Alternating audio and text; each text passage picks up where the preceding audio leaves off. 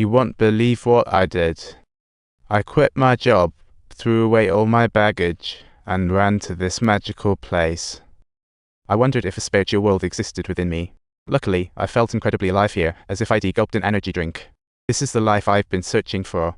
Listening to Teddy, Alexei suddenly turned as silent as a statue. Clearly, they were both starving for freedom, yet their ways of achieving it were worlds apart. How fascinating. For Teddy, freedom meant escaping the noise of the world like a hermit, while Alexei's idea was the complete opposite. For him, true freedom and peace came from spending time with loved ones. Though their views on freedom were different, it didn't stop them from bonding. They fished together on the ice lake like two happy little birds. They sang and chatted under the starry sky. Teddy updated Alexei on the world outside, while Alexei sighed about his own misfortunes.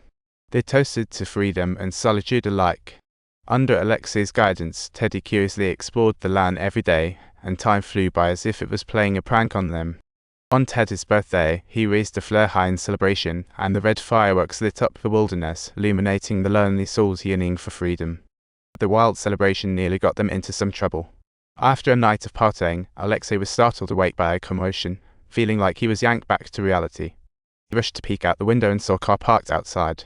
Scared, he barely had time to get dressed and hurriedly hid behind the house, while Teddy frantically gathered Alexei's things. Just when they were in a flurry, 4 strange men approached the door. They sighed in relief, as it turned out the visitors weren't what they feared, just some passing fish vendors. The fish vendors mentioned they saw the flare go up the night before, so they stopped by to check it out. Teddy quickly explained it was all a drunken prank, and they didn't ask any. After a brief rest, they took their leave, leaving Alexei shivering behind the house. The fish vendors leaving meant the frozen lake Baikal was about to thaw. Once the ice melted, the route to the outside would become less convenient. Alexei seriously warned Teddy to hurry. Though he knew Teddy was seeking his version of true freedom, he couldn't fully agree, as he was the real expert in extreme living. Teddy, let me eat you like you can't just stop and leave like that.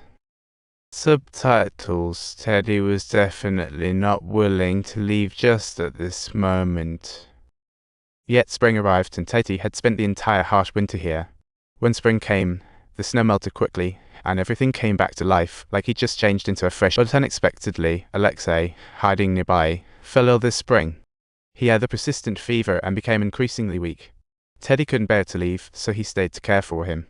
Days passed, but Alexei's condition showed no sign. Alexei's frailty cast a shadow over Teddy's heart, and at night, he read stories to Alexei, hoping it would help him get better. Teddy silently prayed for Alexei's longing for the outside world to conquer his illness, but Alexei seemed to realize he might not make it this time. He solemnly told Teddy his last wishes, asking to be thrown into Lake Baikal after death, not buried. Teddy didn't want to watch his friends succumb to illness. He tried to convince Alexei to hurry back home to a normal life. Look at you, hiding farther than me. Your loved ones need you go back.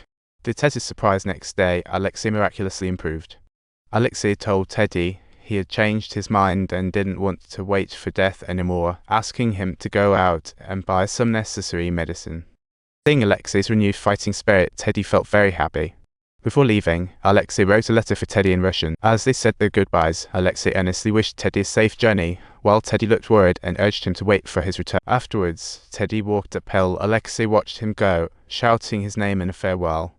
Teddy turned back to respond and continue forward, while Alexei kept calling his name, and Teddy patiently answered him. Names echoed in the wilderness, and after many twists and turns, Teddy finally returned to the city once again. He went to the hospital to buy medicine for Alexei and hurried to send his letter, asking passers-by for the address along the way. Subtitles. A passerby told him that the address was right at the nearby train station. He approached the train station with confusion, only to find a hustle and bustle with no specific recipient in sight. Curiosity got the best of him, so he asked a passerby to help him translate the letter again. The passerby slowly read the content, and Teddy suddenly realized it was a farewell letter, causing tears to well up in his eyes. He finally came to realize that he himself was the designated recipient, and that the train station was the very last clue left by Alexei at the cost of his own life. His calls were not just a longing but a farewell of Alexei to this world.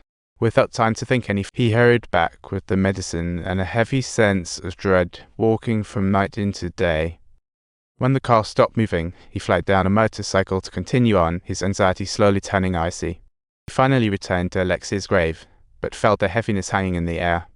Once a warm place, it now felt like a desolate end, filled with a sense of isolation and helplessness. Like a peaceful figure lying in bed, an unprecedented feeling of loneliness and defeat washed over Teddy. In the Siberian winter, life and death during this detachment from the mundane felt particularly ironic. The two lights that once illuminated each other now left only one flickering in the cold winter. Teddy chose to freeze himself in search of freedom. Now that the snow was melting, the feeling of loneliness seemed to sink into an abyss. As per Alexei's wish, Teddy buried him in the lake when ice vanished, heartbroken to see him swallowed by cold water. Some live busy, some die busy, others in freedom, some just want home. If you like the story, don't forget to subscribe.